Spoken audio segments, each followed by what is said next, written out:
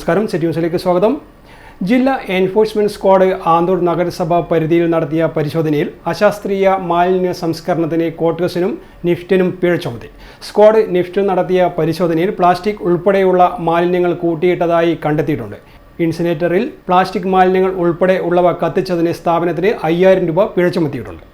ധർമ്മശാലയിൽ KP ബാലൻ എന്നിവരുടെ ഉടമസ്ഥതയിലുള്ള quarters കെട്ടിടത്തിൽ നടത്തിയ പരിശോധനയിൽ ഓരോ ക്വാർട്ടേഴ്സിൽ നിന്നുമുള്ള മലിനജലം പൈപ്പ് വഴി ക്വാർട്ടേഴ്സിന്റെ പുറകുവശത്തേക്ക് ഒഴുക്കിവിടുന്നതായി കണ്ടെത്തി.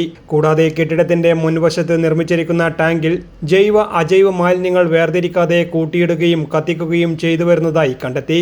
ക്വാർട്ടേഴ്സിന് 10000 രൂപ പിഴ ചുമത്തുകയും ഖരദ്രവ മാലിന്യങ്ങൾ ശാസ്ത്രീയമായി സംസ്കരിക്കാൻ നിർദ്ദേശം നൽകുകയും ചെയ്തു.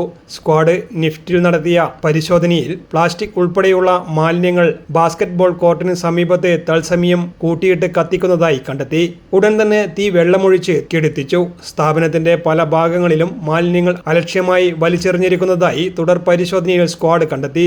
ഇൻസിനറേറ്ററിൽ പ്ലാസ്റ്റിക് മാലിന്യങ്ങൾ കത്തിച്ചു വരുന്നതായും ശ്രദ്ധയിൽപ്പെട്ടു. സ്ഥാപനത്തിന് 5000 രൂപ പിഴ ചുമത്തി.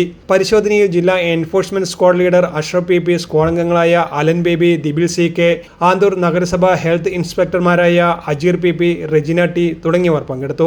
News desk, city news. കൂടുതൽ വാർത്തകൾ അറിയാൻ സിറ്റി ചാനൽ വാട്സ്ആപ്പ് ഗ്രൂപ്പിൽ ജോയിൻ ചെയ്യുക. ഒപ്പം YouTube ചാനൽ സന്ദർശിക്കുക. വാർത്തകളുടെ അവസാനിക്കുന്നില്ല. മറ്റൊരു വാർത്തയുമായി വീണ്ടും കാണാം. നമസ്കാരം.